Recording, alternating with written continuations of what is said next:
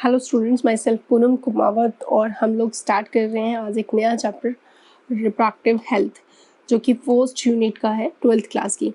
तो इस चैप्टर के अंदर सिंप्लीफाई सबसे पहले तो ये बताया गया है कि हेल्थ जो टर्म है उसका सिंपली मीनिंग क्या है। तो हेल्थ के अंदर हम रिप्रोडक्टिव ऑर्गन्स और उनके नॉर्मल फंक्शंस को भी इंक्लूड करते हैं, ठीक है। यानी कि WHO के अकॉर्डिंग रिप्रोडक्टिव हेल्थ जो है वो totally well being in the physical, emotional, behaviour and social aspect of reproduction को लेके यहाँ पे देखा गया है, जो कि एक डेफिनेशन भी दी हुई है। रिप्रोडक्टिव हेल्थ का मतलब यहाँ पे एक वेल बीइंग बताया गया है, फिजिकल, इमोशनल, बिहेवियर, सोशल के साथ साथ रिप्रोडक्टिव हेल्थ को भी यहाँ पे इंक्लूड किया गया है। रिप्रोडक्टिव हेल्थ से रिलेटेड काफ़ी सारी प्रॉब्लम्स हैं और उनको क्योर करने के लिए कौन कौन सी स्ट्रेटजी जो बिल्ड की गई है गवर्नमेंट के थ्रू, वो भी हम यहाँ डिस्कशन करेंगे। तो अकॉर्डिंग टू योर NCERT कि इंडिया जो है फर्स्ट कंट्री है वर्ल्ड में जिसने सबसे पहले एक्शन लिया और प्रोग्राम बिल्ड किए बर्थ कंट्रोल को करने के लिए या फिर फैमिली प्लानिंग बनाने के लिए, ताकि बर्थ कंट्रोल किया जा सके और पॉपुलेशन को कंट्रोल किया जा सके। तो ये एक बहुत इंपॉर्टेंट क्वेश्चन भी जनरेट होता है कि सबसे पहला प्रोग्राम यानी कि फैमिली प्लानिंग का जो था वो इनिशिएट हुआ था 1951 के अंदर। इसके लिए एक RCH यानी कि reproductive and child health care programme भी स्टार्ट किया गया और इस प्रोग्राम के थ्रू रिप्रोडक्टिव रिलेटेड एरिया में जितनी भी प्रॉब्लम्स हैं और उनसे रिलेटेड जो भी स्ट्रेटजी अपनाई गई उनको क्योर करने के लिए, वो सारे इसी प्रोग्राम के अंडर थी। इस प्रोग्राम का मतलब जो मेजर टास्क था, दो मेजर टास्क थे जो कि एज ए बोर्ड एग्जामिनेशन में क्वेश्चन आता है, right the major task under the RCH, यानी कि दो यहाँ पे मेजर टास्क थे। एक तो creating awareness among the people reproductive health से रिलेटेड और दूसरा सपोर्ट करना एक रिप्रोडक्टिव हेल्दी सोसाइटी को बिल्डअप करना। ये दो मेन टारगेट थे। इसके लिए काफ़ी सारे अवेयरनेस प्रोग्राम्स भी चलाए गए, जैसे कि ऑडियो विजुअल मेथड के थ्रू, प्रिंटिंग मीडिया के थ्रू, गवर्नमेंट और NGOs के हेल्प से ये अवेयरनेस प्रोग्राम चलाए गए। इसके अंदर पेरेंट्स, क्लोज रिलेटिव, टीचर्स और friend also have a major role in the इस पूरी फिनोमिना के अंदर इन सब का बहुत बड़ा रोल था। Dissemination of the above information, यानी कि रिप्रोडक्टिव हेल्थ से रिलेटेड जितनी भी इंफॉर्मेशंस हैं वो एक बच्चे को सही टाइम पे सही पीरियड में प्रोवाइड की जाए। इसके लिए इन्होंने स्कूल एजुकेशन के अंदर सेक्स एजुकेशन को इंक्लूड किया स्कूल लेवल पे, ताकि बच्चा जब प्यूबर्टी एज में आए तो उसको रिप्रोडक्टिव हेल्थ और उससे रिलेटेड जो भी प्रॉब्लम है या भी जो भी चेंजेस आने वाले हैं उनके बारे में वो मेंटली प्रिपेयर रहे। प्रॉपर एजुकेशन या प्रॉपर इंफॉर्मेशन प्रोवाइड करना किसके लिए, रिप्रोडक्टिव ऑर्गन्स के लिए, एडोलसेंस के लिए, रिलेटेड चेंजेस जो कि प्यूबर्टी एज में देखने को मिलते हैं, सेफ और हाइजेनिक सेक्सुअल जो प्रैक्टिसेस थी उसके लिए, और STD क्या है और उस किस तरीके से वो स्प्रेड होती है और इससे रिलेटेड जो भी इम्पोर्टेंट इन्फॉर्मेशन है वो एज ए सिलेबस के तौर पे इंक्लूड किया जाना एक अवेयरनेस प्रोग्राम के अंडर ही था। इसके अलावा जो भी एजुकेटिंग पीपल थे, स्पेशली जो फर्टाइल कपल थे, उनके लिए एक मैरिज करने के लिए एक परफेक्ट एज ग्रुप प्रिपेयर की गई कि इतनी एज पे ही मैरिज होनी चाहिए, ताकि बच्चा और मदर दोनों में ही प्रोटेक्शन रहे। क्योंकि जल्दी एज के अंदर शादी होने के बाद में जैसे ही मदर और चाइल्ड दोनों की हेल्थ को लेके बड़ा इशू रहता है डिलीवरी पीरियड के टाइम पे। इसके अलावा और भी जो भी अनकंट्रोल्ड पॉपुलेशन ग्रोथ है उसको रोकने के लिए और जो सेक्स अब्यूज़ है, सेक्स रिलेटेड क्राइम है, इनको रोकने के लिए काफ़ी सारे अवेयरनेस प्रोग्राम्स भी चलाए गए।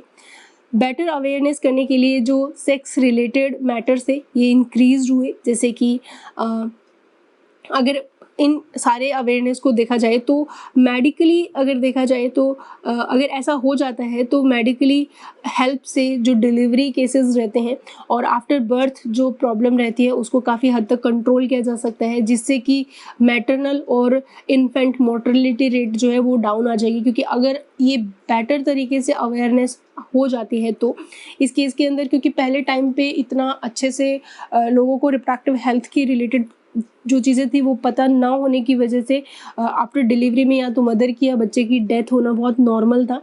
लेकिन इन सब चीज़ों को रोकने के लिए ये जो प्रोग्राम्स चलाए हैं उनका जो रिजल्ट हमारे सामने आता है वो कुछ इस तरीके से रहता है।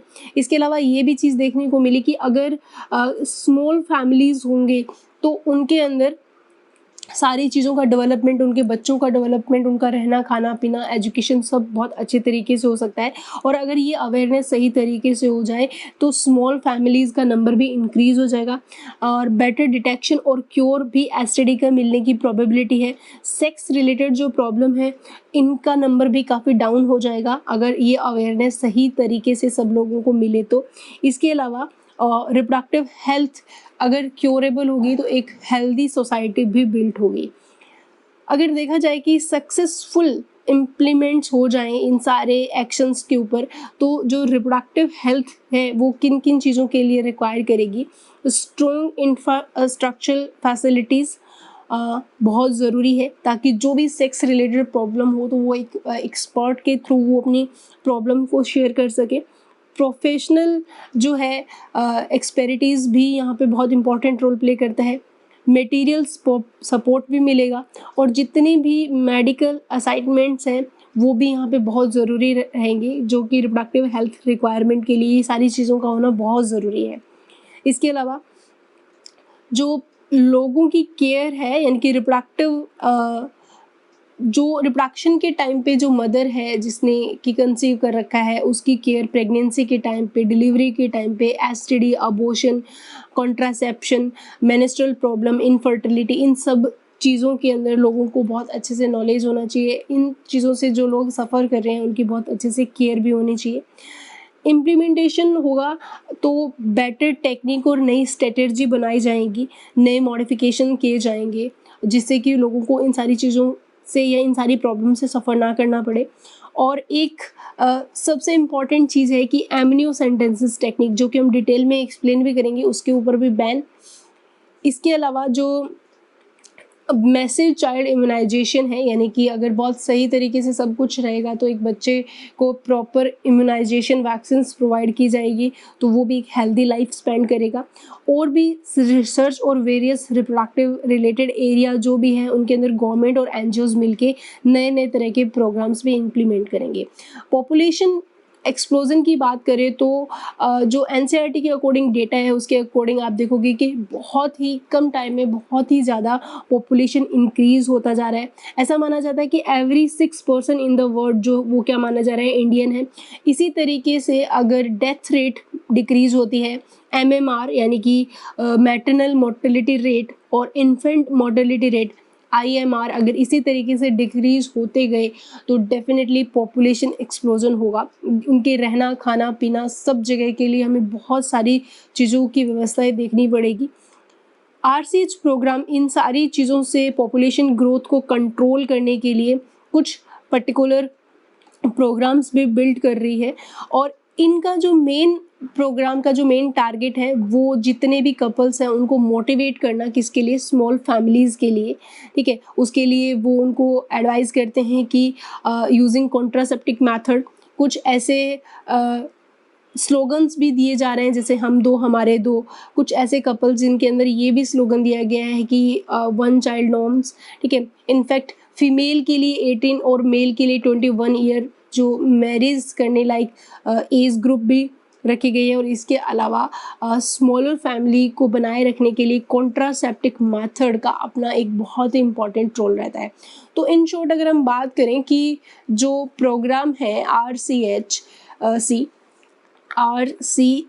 जो प्रोग्राम है, अगर इसका मेन टारगेट हमसे पूछा जाए कि जो ये फैमिली प्रोग्राम है यानी कि जो फैमिली प्लानिंग प्रोग्राम है, इसको अगर हम बात करें तो इस प्रोग्राम का जो मेन टारगेट है, ऑल्दो इस प्रोग्राम का जो नेम है अब चेंज कर दिया गया है, इसको फैमिली वेलफेयर प्रोग्राम के नाम से जाना जाता है। यानी कि 1951 में जो लॉन्च किया था इंडिया में फर्स्ट टाइम वो फैमिली प्लानिंग प्रोग्राम था, लेकिन 1977 के अंदर इसको चेंज करके इसको फैमिली वेलफेयर प्रोग्राम कर दिया गया। और इस फैमिली वेलफेयर प्रोग्राम, ठीक है, और ये जो नेम है वो दिया गया था 1977 के अंदर, ठीक है। तो ऐसा माना जाता है कि इसका जो मेन टारगेट है वो क्या था। अगर हम टारगेट की बात करें तो इसका जो मेन टारगेट है वो पहली चीज़ तो था कि टू स्टॉप अनवांटेड बर्थ। दूसरा इसका जो मेन टारगेट था वो इनिशिएशन वांटेड बर्थ। थर्ड इसका जो टारगेट था वो रेगुलेट करना इंटरवल बिटवीन द प्रेगनेंसी, यानी कि दो बच्चों के बीच में gap, regulates intervals between pregnancies. इसके अलावा जो नेक्स्ट टारगेट आप लिखोगे, ये एज ए बोर्ड का भी क्वेश्चन रहता है कि फैमिली वेलफेयर प्रोग्राम जो है इसके मेन टारगेट क्या थे, तो ये सारे टारगेट्स आपको लिखने हैं। नेक्स्ट जो हमारे सामने टारगेट आता है वो था determine number of children in a family. ठीक है, और फिफ्थ इसका जो टारगेट था वो था जनरल अवेयरनेस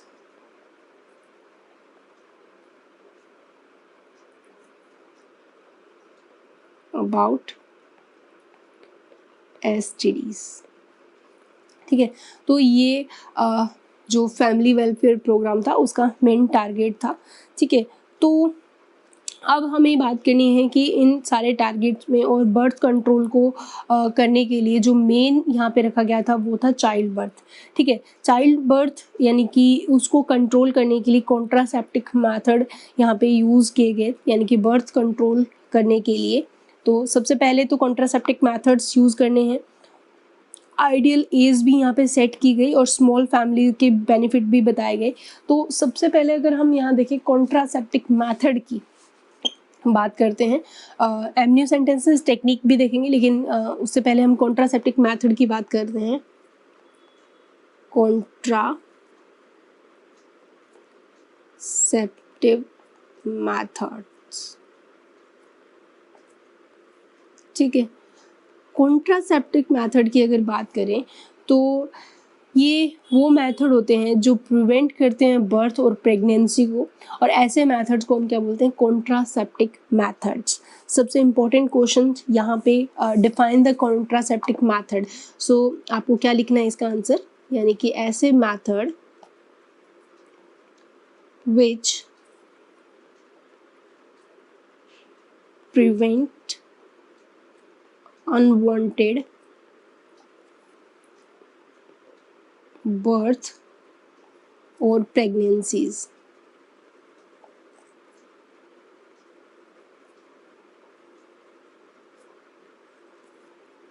are called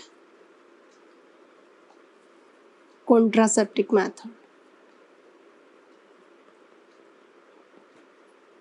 ठीक है, तो ये तो होगी आपकी डेफिनेशन। ठीक है, उसके बाद आते हैं कि ये जो कॉन्ट्रासेप्टिक मेथड है ये कितने टाइप के हैं, और इन कॉन्ट्रासेप्टिक मेथड यानी कि एक आइडियल कॉन्ट्रासेप्टिक मेथड क्या होना चाहिए। तो दो अलग अलग क्वेश्चन हैं हमारे पास। तो सबसे पहले अगर हम देखें कॉन्ट्रासेप्टिक मेथड के टाइप्स की अगर हम बात करें तो बेसिकली कॉन्ट्रासेप्टिक मेथड जो होते हैं दो टाइप के हैं। एक तो है यहाँ पे temporary method,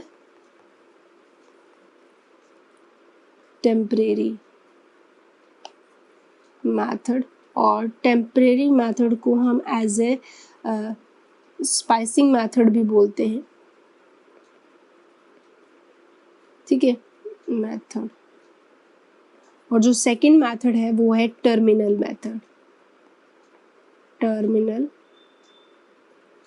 method.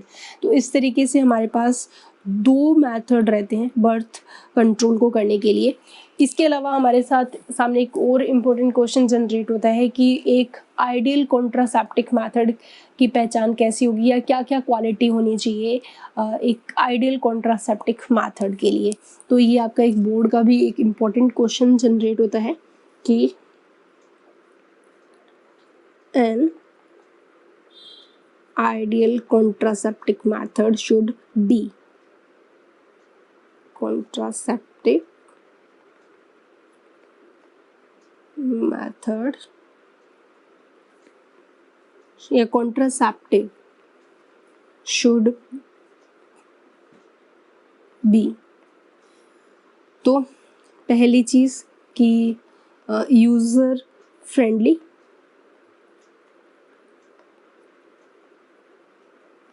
Second easily available,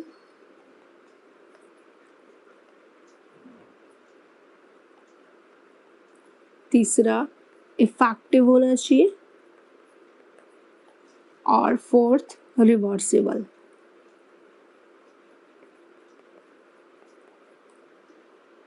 ठीक है, इसके अलावा नो और लीस्ट साइड इफ़ेक्ट्स होने चाहिए, और simplify, it should in no way interfere with the sexual derived desire, यानी कि सेक्सुअल एक्ट पर उनका कोई इफ़ेक्ट नहीं होना चाहिए, ये भी उनका एक कैरेक्टरिस्टिक्स होना चाहिए। इट ऑल्सो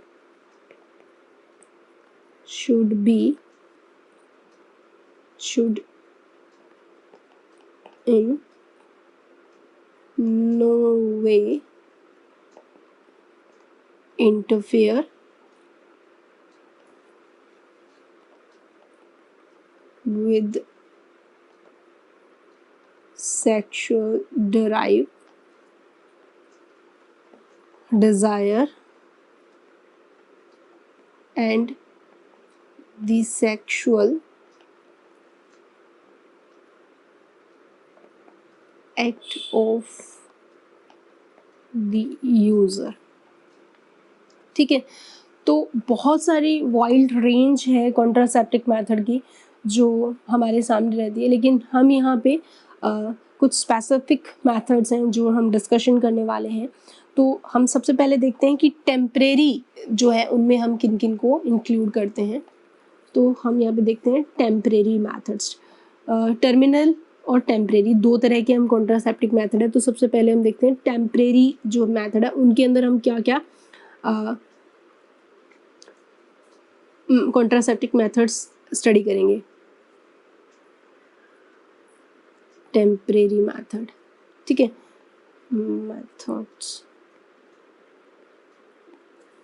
टेम्परेरी मेथड्स के अंदर हम बेसिकली अलग अलग कैटेगरीज करते हैं। जैसे कि हम फर्स्ट जो हमारे पास है वो रहेगी केमिकल मेथड। ठीक है, इसके अलावा सेकंड मेथड हम देखते हैं बैरियर मेथड।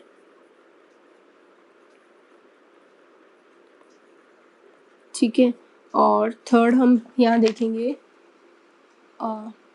Hormonal method.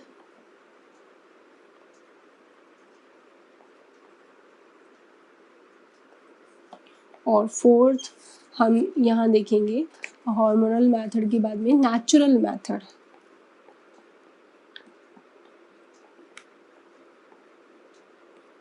ठीक है, तो ये सारे के सारे मेथड जो है बेसिकली किस में आते हैं, टेम्परेरी मेथड्स में आते हैं। ये सारे के सारे क्या है, टेम्परेरी मेथड है। इन सारे मेथड्स को हम डिटेल में करने वाले हैं। तो सबसे पहले हम यहाँ पे देखते हैं कि टेम्परेरी मेथड में नेचुरल भी है, केमिकल, या फिर आप जो बैरियर मेथड्स होते हैं ना, इन बैरियर मेथड्स को मैकेनिकल मेथड भी बोल सकते हो। तो बेसिकली कभी कभी ऑप्शन में पूछा जाता है केमिकल, मैकेनिकल, हार्मोनल और नेचुरल, ये सारे के सारे किस में आते हैं, टेम्परेरी। तो टेम्परेरी मेथड बेसिकली 4 टाइप में कंसिडर करते हैं। बैरियर के अंदर हम बेसिकली 2 तरह के बैरियर्स कंसिडर करते हैं मैकेनिकल मेथड के अंदर। एक तो बैरियर मेथड है और एक आईयूडीज होती है। तो barrier method plus IUDs is equal to mechanical method भी हम यूज़ कर सकते हैं वर्ड। तो वो 4 तरीके के हम टेम्परेरी मेथड देख रहे हैं, केमिकल, मैकेनिकल, हार्मोनल और नेचुरल। ठीक है, तो इस तरीके से हम आगे यहाँ पे क्लासीफाई करते हैं। तो सबसे पहले हम यहाँ पे जो मेथड देखने वाले हैं वो कौन सा है, केमिकल मेथड। ठीक है, तो केमिकल मेथड की अगर हम बात करें यहाँ पे सबसे पहले तो वो कुछ इस तरीके से होगा, क्योंकि केमिकल मेथड में हम बेसिकली केमिकल्स का यूज़ करते हैं जो कि बर्थ कंट्रोल में हेल्प करता है। तो सबसे पहला हम मेथड डिस्कशन कर रहे हैं यहाँ पे, वो कौन सा है? केमिकल।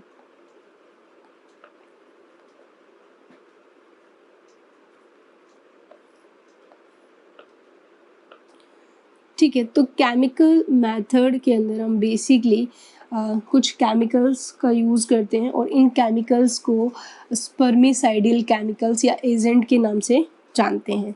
तो स्पेसिफिक अगर हम बात करें कि इस मेथड में क्या होता है, तो हम बोलेंगे कि इस मेथड में basically in this method chemicals are used which are called spermicidal agent. ठीक है, और सरफेस एक्टिव एजेंट, या फिर इनको हम क्या बोल सकते हैं? Surface active agents. करते क्या है ये? Which attack themselves to spermatozoa. ठीक है, तो ये बेसिकली किन के ऊपर अटैक करेंगे? themselves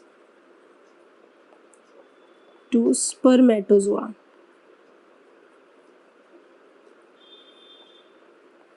जोआ।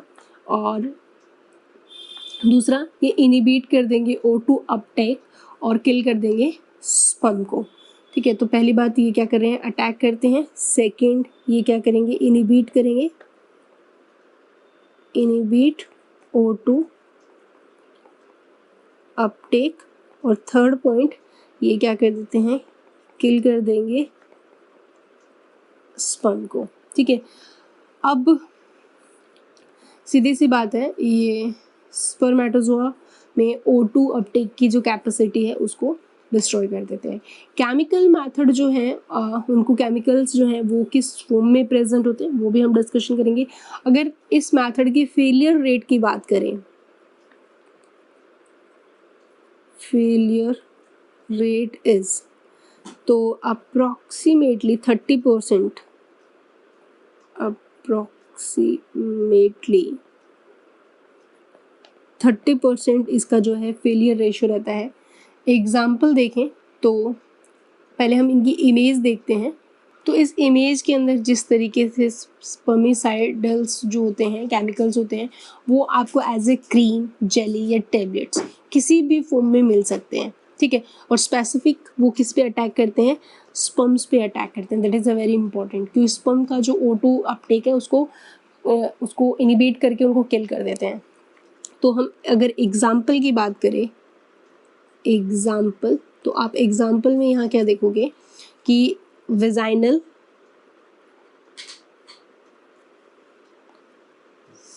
फोम या टेबलेट यहाँ पे रहती हैं, यानी फोम या टेबलेट के फॉर्म में आता है। एग्जाम्पल देखें यहाँ पे, तो नाम है टुडे के नाम से आती है। इसके अलावा सेकंड, क्रीम के फॉर्म में भी ये केमिकल्स अवेलेबल रहते हैं, या फिर ये जेली के फॉर्म में भी केमिकल्स जो हैं वो अवेलेबल रहते हैं। अगर क्रीम या जेली के फॉर्म में एग्जांपल की बात करें तो ये निम 76 के नाम से आता है केमिकल, मतलब क्रीम, जो कि एज ए स्पर्मिसाइडल है। ठीक है, अगर बात करें कि ये जो मेडिसिन्स होते हैं ये बेसिकली कुछ केमिकल से मिलके ही बने होते हैं, चाहे वो फोम हो, चाहे वो टेबलेट हो, चाहे वो क्रीम हो, चाहे जेली हो। तो बेसिकली ये जो मेडिसिन्स होती हैं, इनके स्पर्मिसाइडल्स जो होते हैं, ये स्पर्मिसाइडल जो होते हैं वो किसके बने होते हैं? तो these medicines are composed of chemicals. ठीक है, अब ये केमिकल्स कौन कौन से हो सकते हैं? तो ये केमिकल जैसे कि ZnSO4, KMnO4, boric acid, lactic acid, citric acid etcetera. तो ये कुछ ऐसे केमिकल्स होते हैं जिनकी वजह से ये मेडिसिन्स बनी होती हैं, और ये केमिकल जो होते हैं कम्प्लीटली डिस्ट्रॉय कर सकते हैं स्पर्म को, इसीलिए इनको किस नाम से जाना जाता है? स्पर्मिसाइड के नाम से जाना जाता है। तो इस तरीके से आप देखोगे कि ये केमिकल मेथड जो है वो बर्थ कंट्रोल में बहुत इंपॉर्टेंट या कॉन्ट्रासेप्शन में बहुत ही इंपॉर्टेंट रोल प्ले करते हैं। उसके बाद हम यहाँ पर डिस्कशन करते हैं नेक्स्ट मेथड, और नेक्स्ट जो मेथड है हमारे पास वो है मैकेनिकल मेथड, यानी कि जिसके अंदर हम बैरियर मेथड और प्लस इंट्रा यूटेराइन डिवाइस के बारे में पढ़ते हैं। तो सेकेंड मेथड पे हम आते हैं। अब कॉन्ट्रासेप्टिव का सेकेंड मेथड हम पढ़ रहे हैं, और सेकेंड मेथड है मैकेनिकल मेथड। ठीक है, मैकेनिकल मेथड की बात करें तो मैकेनिकल मेथड जो है वो दो टाइप के हैं। एक तो है बैरियर मेथड,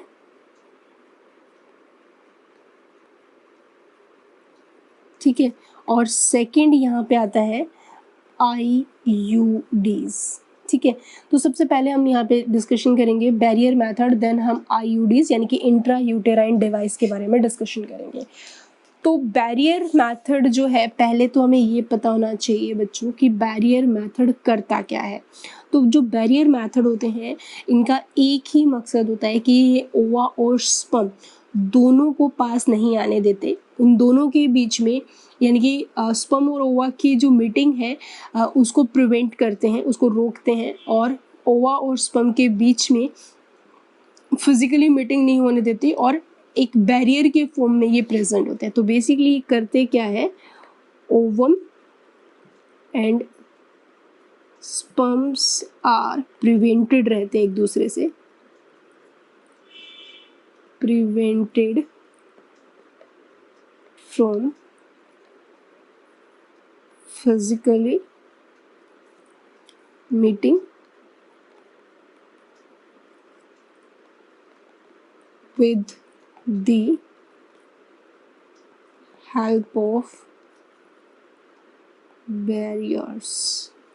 ठीक है, तो अब इन बैरियर्स की बात करें तो भी बैरियर्स जो होते हैं वो मेल के लिए भी अवेलेबल होते हैं और फीमेल के लिए भी अवेलेबल होते हैं। तो सच बैरियर्स आर अवेलेबल। तो ये भी एक इम्पॉर्टेंट क्वेश्चन है कि जो बैरियर होते हैं वो सिर्फ मेल के लिए होते हैं या फीमेल के लिए होते हैं। तो ये फॉर मेल के लिए भी होते हैं एंड फीमेल्स के लिए भी होते हैं।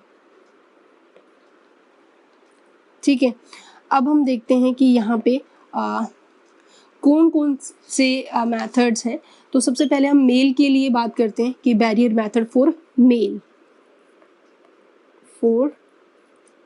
मेल, मेल के लिए जो बैरियर मेथड सबसे पहले रहता है वो मेल के लिए भी है और प्लस फीमेल के लिए भी, दोनों के लिए रहता है।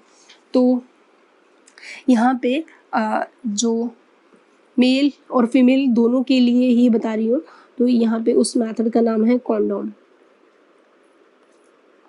ठीक है, तो मतलब कॉन्डोम दो टाइप के होते हैं, मेल कॉन्डोम भी होते हैं और फीमेल कॉन्डोम्स भी होते हैं। तो यहाँ पे मैं दोनों ही क्लियर कर देती हूँ कि कॉन्डोम दो टाइप के होते हैं, मेल कॉन्डोम भी होता है और फीमेल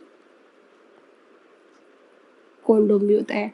ठीक है, अब देखते हैं कि कॉन्डोम बेसिकली है क्या। तो कॉन्डोम्स आर बैरियर, ठीक है, और किसके बने होते हैं, ये थिन रबर या लेटेक्स शीट के बने होते हैं, और ये बेसिकली कवर करते हैं जो मेन कॉपुलेटरी ऑर्गन है मेल और फीमेल का।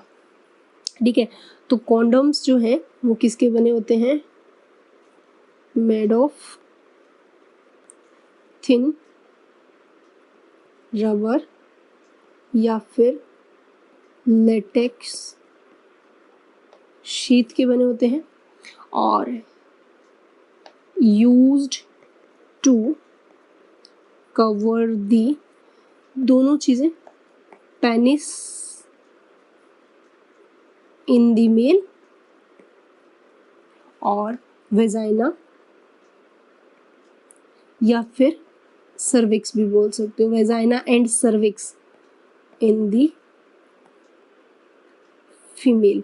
तो ये आपका बहुत इंपॉर्टेंट क्वेश्चन है कि जो कॉन्डोम्स होते हैं वो बेसिकली किसको कवर करते हैं, मेल के अंदर तो ये पेनिस को और फीमेल के अंदर ये वेजाइना प्लस सर्विक्स दोनों को कवर करते हैं, फीमेल में और मेल में पेनिस को कवर करते हैं।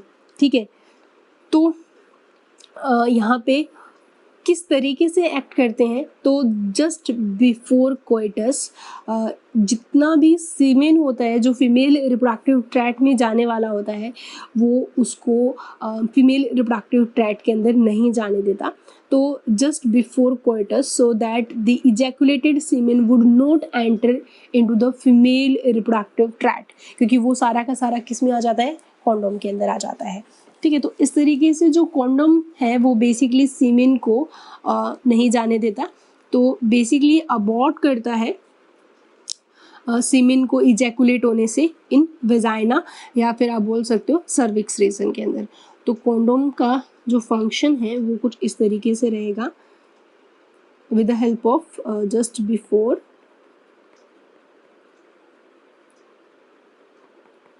कोइटस सो दैट, क्योंकि इसने कवर कर दिया ना दोनों पार्ट्स को, इजैकुलेट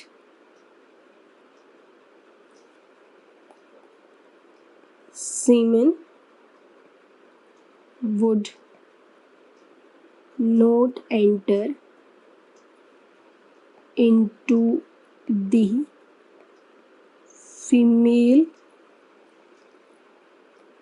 reproductive tract।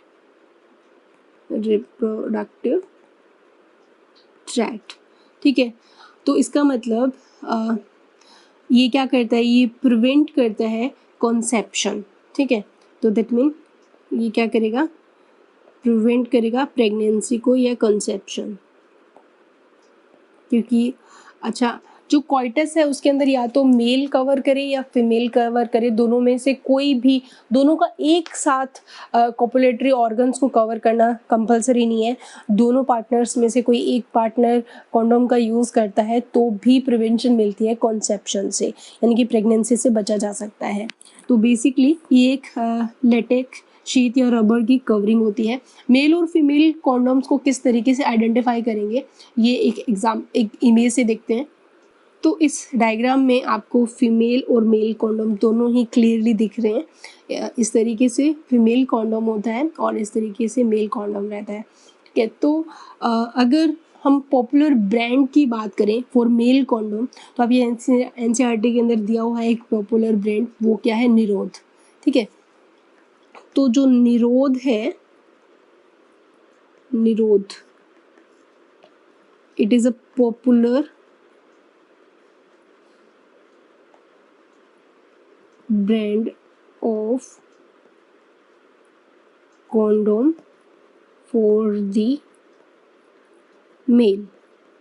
ठीक है, अब जो है यूज़ ऑफ कॉन्डोम इन दिनों काफ़ी इंक्रीज हो चुका है। That is a very important question for NEET examination, क्योंकि ऐसा माना जा रहा है इन रिसेंटली ईयर्स के अंदर इसका जो यूज़ है वो बढ़ गया है, क्योंकि ऐसा देखने में आया है कि कॉन्डोम का जो यूज़ है वो बेनिफिट है प्रोटेक्ट करने के लिए एसटीडीज़, यानी कि अगर कॉन्डोम्स का यूज़ किया जाता है इंटरकोर्स के दौरान तो एसटीडी स्प्रेड को रोका जा सकता है, sexual transmitted disease like AIDS.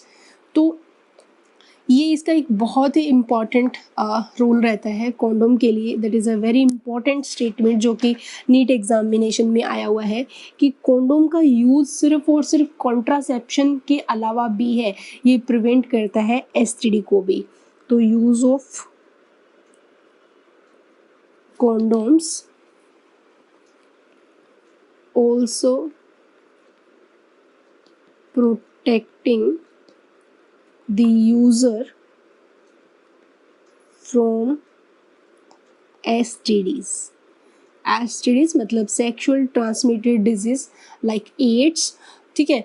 तो ऑल्दो हम एसटीडीज को डिटेल में भी डिस्कशन करेंगे, बट अभी आपके सामने अगर क्वेश्चन आता है कि right the two function of condom, तो you have two major function. First तो कॉन्ट्रासेप्शन हो गया, और सेकंड वो एसटीडी से भी प्रोटेक्ट करता है, ठीक है। तो बोथ मेल और फीमेल दोनों कॉन्डम्स ही डिस्पोजेबल है, और सेल्फ इंसर्टेड भी है। और एक दूसरी सबसे इम्पॉर्टेंट चीज़ कि जो ये कॉन्डोम्स होते हैं ये प्राइवेसी प्रोवाइड करते हैं यूज़र्स को। तो ये भी इम्पॉर्टेंट स्टेटमेंट है कि जो both male and female condom है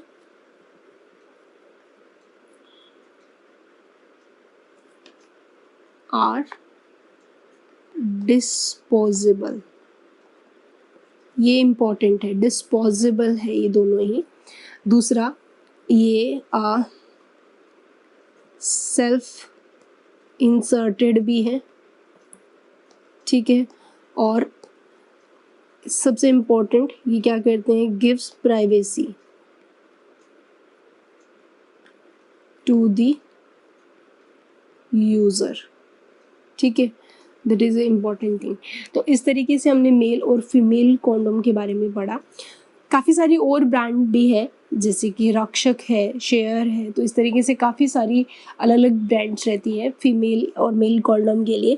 फेलियर रेट की बात करें तो फेलियर रेट काफ़ी कम है as comparative to chemical method. Failure rate अगर मेल कॉन्डोम की बात करें तो 10 to 14% है, और फेलियर रेट फीमेल कॉन्डोम की बात करें 5 to 15% है। फेलियर रेट मतलब कॉन्सेप्शन होने का जो रेट है मतलब वो काफ़ी यहाँ पे रिड्यूस हो जाता है। तो फेलियर रेट की बात करें ऑफ मेल कॉन्डोम तो वो 10 to 14% आएगा, और same failure rate of female की बात करें तो 5 to 15% यहाँ पे ये रेशो रहता है। इसके अलावा भी और भी बैरियर्स हैं, लेकिन वो बैरियर्स जो है वो स्पेसिफिक फीमेल के लिए हैं, जैसे कि डायफ्राम हुआ, सर्वाइकल कैप हुआ, वॉल्ट हुआ। तो ये इस तरीके से ये अदर बैरियर मेथड्स रहते हैं। तो हम यहाँ पे देखें कि फीमेल के लिए और कौन कौन से हैं, ये तो दोनों के लिए था, तो अब हम स्पेसिफिक देखते हैं फॉर फीमेल। तो फीमेल के लिए कौन कौन से बैरियर मेथड्स हमारे सामने रहेंगे। तो फीमेल के लिए जो अलग अलग मेथड्स रहते हैं, जैसे कि सबसे पहले हम देखते हैं डायफ्राम,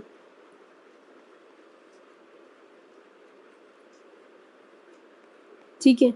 इसके अलावा और भी है, जैसे कि सर्वाइकल कैप, इसके अलावा वॉल्ट।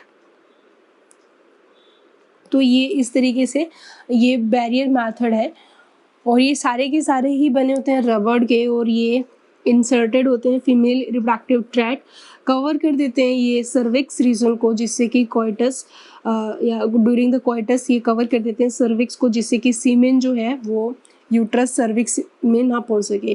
तो ये भी बेसिकली प्रिवेंट करते हैं कंसेप्शन को, ये ब्लॉक कर देते हैं स्पर्म और ओवा की मीटिंग को, यानी कि जो स्पर्म की एंट्री है वो सर्विक्स के थ्रू ही होती है। तो यहाँ पे एज अ बैरियर सर्विक्स में ही लग गया, तो स्पर्म जो है वो आगे यूट्रस फैलोपियन ट्यूब में नहीं जा पाएंगे, ठीक है। तो हम इनके बारे में अगर बात करें तो सर्वाइकल डायफ्राम की सबसे पहले बात करते हैं। डायफ्राम किस तरीके से और किस तरीके से होता है, तो ये ट्यूबुलर रबड़ शीट का बना होता है, और ये फिट होता है वेजाइना के अंदर, और ये भी स्पर्म की एंट्री को रोकता है। तो ये ट्यूबुलर है, और किसका बना हुआ है, रबर शीट का बना हुआ है, ठीक है। और ये कहाँ फिटेड होता है, फिटेड इनटू वेजाइना, और फॉर प्रिवेंशन या फिर एंट्री जो है वो रोकता है स्पर्म एंट्री। ठीक है। डायग्राम की अगर बात करें तो कुछ इस तरीके से दिखते हैं ये। तो इस तरीके से आपको डायफ्राम और सर्वाइकल कैप दोनों का जो डायग्राम है वो देखने को मिल रहा है। तो ये ऐसे ट्यूबुलर स्ट्रक्चर होती है। सर्वाइकल कैप भी रबड़ का ही बना होता है और ये भी सर्विक्स रीजन में ही फिट होता है और ये भी स्पर्म की एंट्री को रोकता है यूट्रस में जाने से। ठीक है, तो ये दोनों मेनली बेसिकली काम एक ही तरह करते हैं, थोड़ा सा स्ट्रक्चर भी डिफरेंस होता है क्योंकि डायफ्राम बेसिकली फिट होता है वेजाइना में और जो सर्वाइकल कैप होता है वो फिट होता है सर्विक्स रीजन के अंदर। तो इस तरीके से इन दोनों का काम एक जैसे ही रहता है। और थर्ड जो हमारे सामने रहता है सर्वाइकल कैप के बाद, यानी कि सर्वाइकल कैप की अगर बात करें तो सर्वाइकल कैप में आप क्या देखते हो कि ये भी किसका बना हुआ है, रबर का ही बना होता है और ये फिट किस में होता है, fitted into cervix that prevent sperm entry in uterus। ठीक है, यूट्रस में जाने से ये रोकता है। ठीक है, उसके बाद अगर हम देखें यहाँ पे कि नेक्स्ट कि हमारे सामने थर्ड जो है वो वॉल्ट है, वो भी एक तरह की सर्वाइकल कैप ही है, रबड़ की बनी होती है, हेमिस्फेरिकल कैप होती है। तो इसी का ही एक टाइप रहता है, सर्वाइकल कैप का ही एक टाइप रहता है जिसको हम थर्ड किस नाम से जानते हैं, वॉल्ट के नाम से जानते हैं, वॉल्ट। ठीक है, तो एक टाइप है और इसका जो शेप है वो बेसिकली हेमिस्फेरिकल होता है, रबर कैप है वॉल्ट। और ये वॉल्ट किस में फिट रहता है, फिटेड ओवर सर्विक्स में ये फिट रहता है, टू रिस्ट्रिक्ट करता है स्पर्म एंट्री को। ठीक है, तो ओवरऑल हम देखते हैं कि ये तीनों यानी कि जो तीनों हैं यानी कि डायफ्राम, सर्वाइकल कैप और वॉल्ट, ये सारे तीनों के तीनों मतलब क्या करते हैं, दे प्रिवेंट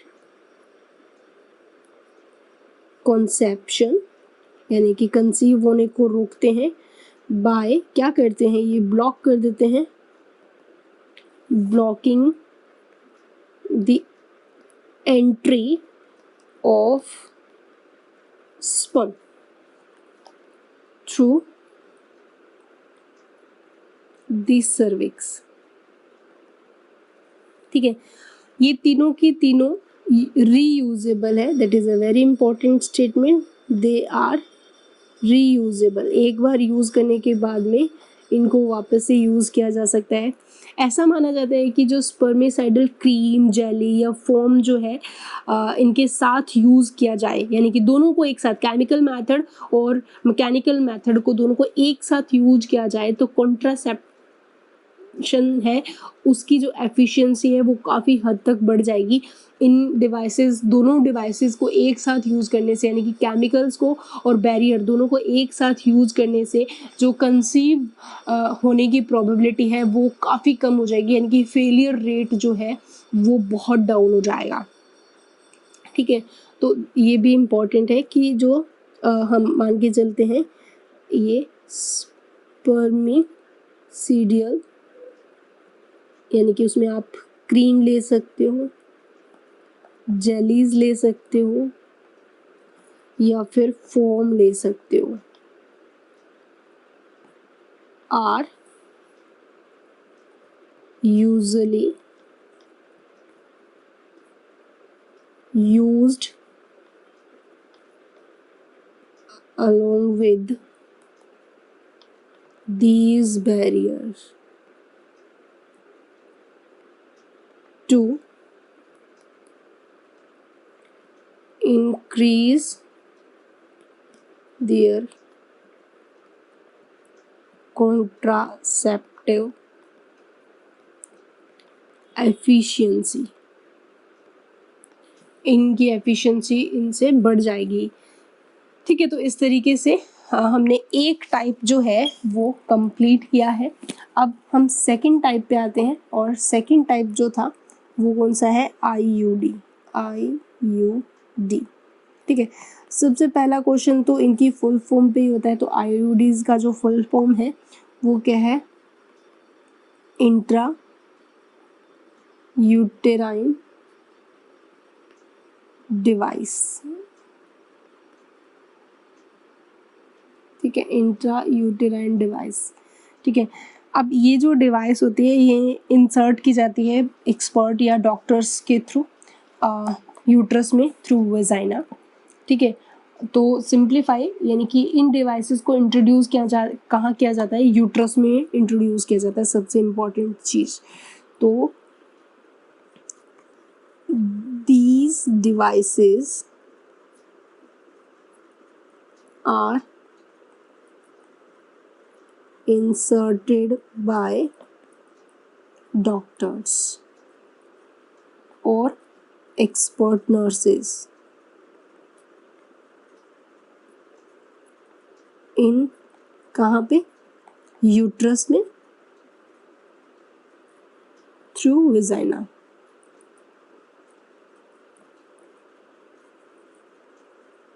तो बेसिकली वेजाइना के थ्रू यूट्रस में इन डिवाइसेस को क्या किया जाता है, इंसर्ट किया जाता है, ठीक है।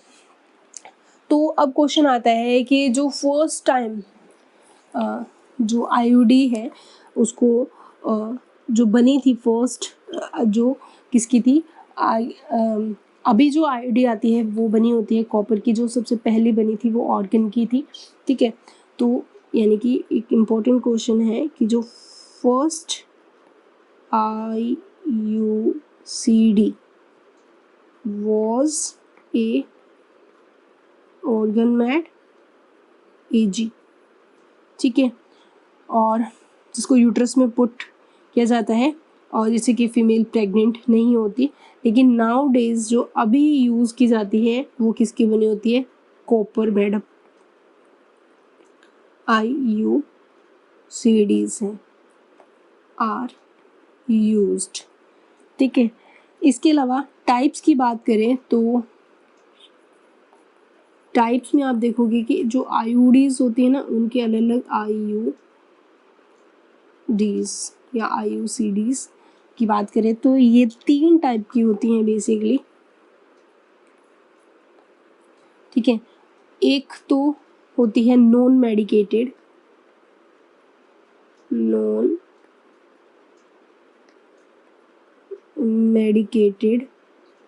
IUDs, एक होती है कॉपर रिलीजिंग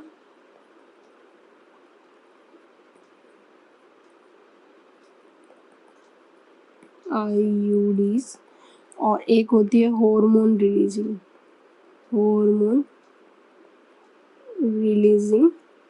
IUDs, ठीक है। तो इस तरीके से ये 3 टाइप की IUDs होती है, तीनों को हम अलग अलग एक्सप्लेन करेंगे और इनके फंक्शंस भी देखेंगे, प्लस इनके डायग्राम्स भी देखेंगे किस तरीके से होती है, ठीक है। तो सबसे पहले हम यहाँ पे देखते हैं नॉन मेडिकेटेड IUDs। उससे पहले डायग्राम देखें तो इस इमेज में आप देखोगे इंट्रा यूटेराइन डिवाइस, यानी कि जो IUD है उसको किस तरीके से ये ओवरी, फैलोपियन ट्यूब, और ये क्या है, यूट्रस। तो आप देखते हो यूट्रस के अंदर जो IUD है वो कुछ इस तरीके से इम्प्लांट की जाती है, ये वेजाइनल रीजन है, ये सर्विक्स रीजन है, और ये यूट्रस की बॉडी है। तो आप देखोगे यूट्रस के अंदर ये कॉपर टी कुछ इस तरीके से इम्प्लांट की जाती है, तो दोनों फैलोपियन ट्यूब के रास्ते ब्लॉक है, इधर ये रास्ता ब्लॉक है। इसके अलावा हार्मोन IUD कुछ इस तरीके से दिखती है, कॉपर टी इस तरीके से, और जो लिपस लूप है, यानी कि अगर हम बात करें नॉन मेडिकेटेड IUDs की बात में, तो उसका एग्जांपल हमारे पास रहता है लिपस लूप, ठीक है। तो लिपस लूप जो है वो इस तरीके से हमें देखने को मिलता है, क्लियर। तो आप यहाँ पे देखोगे, और मल्टी लोडेड जो है IUD कुछ इस तरीके से। तो यहाँ पे आपको डिफरेंट टाइप ऑफ IUDs दिखाए जा रहे हैं और किस तरीके से इम्प्लांट किया जाता है वो भी बताया जा रहा है। तो सबसे पहले हम यहाँ पे IUD डिस्कशन करने वाले हैं, वो कौन सी है, नॉन मेडिकेटेड।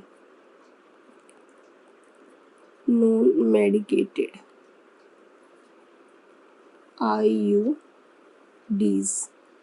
ठीक है, नॉन मेडिकेटेड आईयूडीज की बात करें तो पहली चीज़ ये किसकी बनी होती हैं, तो नॉन मेडिकेटेड आईयूडीज जो होती हैं वो प्लास्टिक या स्टेनलेस स्टील की बनी होती है।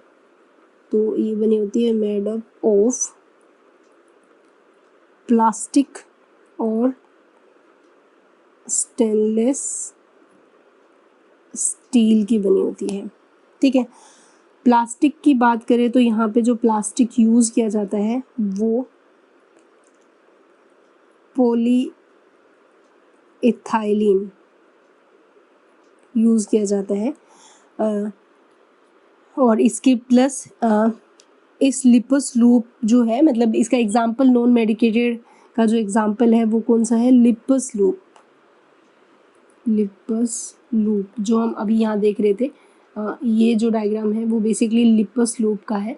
तो ये प्लास्टिक यानी कि पॉलीइथाइलिन प्लास्टिक या स्टेनलेस स्टील की बनी होती है। ये जो है बेरियम सल्फेट की रिंग भी इनके अंदर प्रेजेंट होती है कुछ पार्ट्स के अंदर। तो बेसिकली आपको यहाँ पे इतना ही ध्यान रखना है कि जो नॉन मेडिकेटेड होती हैं उनका एग्जाम्पल क्या है, लिपस लूप है, किसकी बनी हुई है, प्लास्टिक और स्टेनलेस स्टील की, और बेरियम सल्फेट की भी प्रेजेंस कुछ पार्ट के अंदर देखने को मिलती है। काम कैसे करती है, यानी कि अगर हम इसके फंक्शन की बात करें तो आप देखोगे कि जो फंक्शन की बात करें तो आप देखोगे कि ये जो आईयूडी होती है ये प्रमोट करती है phagocytosis of cells of uterus, ताकि वो स्पर्म्स को खा जाएं।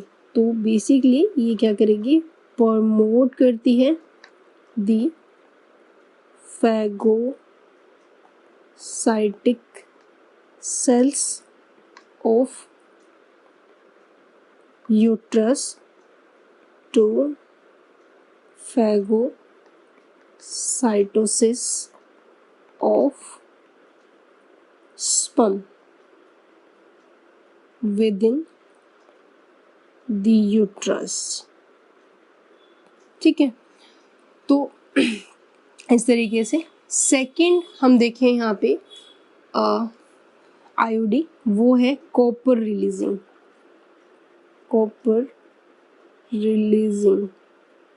आईयूडीज। ठीक है, कॉपर रिलीजिंग की अगर हम बात करें तो पहले हम देखते हैं एग्जाम्पल। तो कॉपर रिलीजिंग में एग्जाम्पल होता है copper T, copper 7, multi loaded 375, तीनों आपको यहाँ पे दिखाया गया है डायग्राम में। तो ये कॉपर आईयूडी है, कॉपर की इस तरीके से यहाँ पे आप देखोगे प्रेजेंस दिखती है, और मल्टी लोडेड 375 जो है वो कुछ इस तरीके से दिखती है।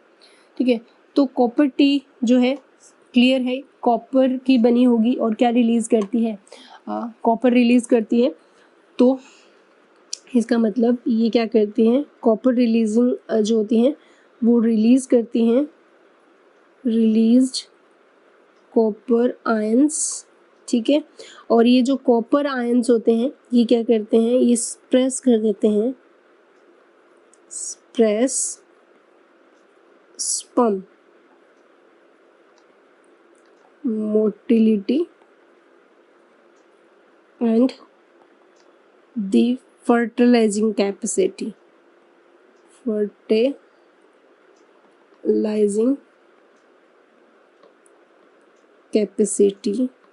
of sperms। ठीक है, तो प्रेस कर देगी ये स्पर्म मोटिलिटी को और फर्टिलाइजिंग कैपेसिटी ऑफ स्पर्म, जिससे कि प्रिवेंशन ना हो सके। और फिर आती है हमारे पास थर्ड टाइप की आईयूडी, और वो कौन सी है, हार्मोन रिलीजिंग। तो क्लियर है ये क्या रिलीज़ करती हैं, हार्मोन को रिलीज़ करेंगी। ठीक है, एग्जाम्पल की बात करें तो यहाँ पे हमारे सामने दो एग्जाम्पल है, एक तो प्रोजेस्टेरॉन और एक LNG-20, दो आईयूडी है, ये दोनों ही हार्मोन रिलीजिंग होती है। ये क्या करती हैं, ये आईडीज होते हैं बेसिकली, ये यूट्रस को अनसूटेबल कर देंगी, make the uterus unsuitable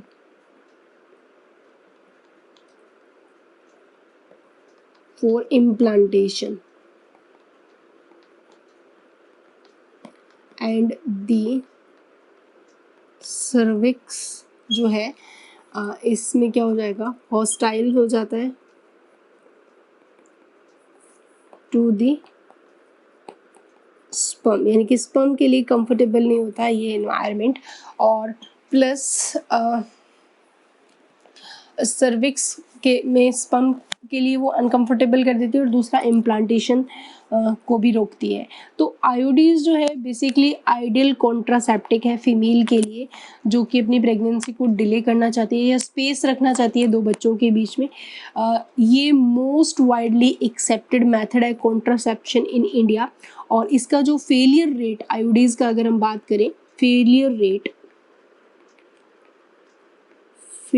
rate तो 1 to 3% है, और मोस्ट वाइडली एक्सेप्टेड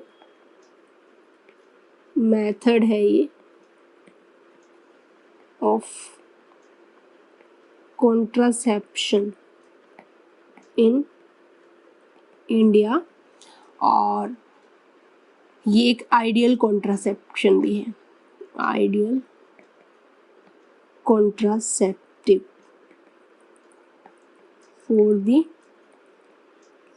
फीमेल्स। ठीक है, तो इस तरीके से आप देखते हो कि जो आईओडी है ये बहुत ही इम्पोर्टेंट रोल प्ले करती है। ये स्पर्म को खा जाने के लिए, मतलब फैगोसाइटिक सेल्स को एक्टिवेट करेगी, स्पर्म की मोटिलिटी को, उनकी फर्टिलाइजेशन कैपेसिटी को डिक्रीज करेगी, इम्प्लांटेशन के लिए अनसूटेबल करेगी, और हॉस्टाइल कर देती है स्पर्म को इन सर्विक्स के लिए। तो इस तरीके से डिफरेंट टाइप ऑफ फंक्शन हमें यहाँ देखने को मिलता है आईओडीज के अंदर। तो इस तरीके से हमने बेसिकली कॉन्ट्रासेप्टिक के 2 मेथड कंप्लीट कर लिए हैं, केमिकल मेथड और एक मैकेनिकल मेथड। नेक्स्ट क्लास में हम बाकी के जो मेथड्स हैं वो डिस्कशन करेंगे, यानी कि हार्मोनल मेथड और नेचुरल मेथड और प्लस टर्मिनल मेथड।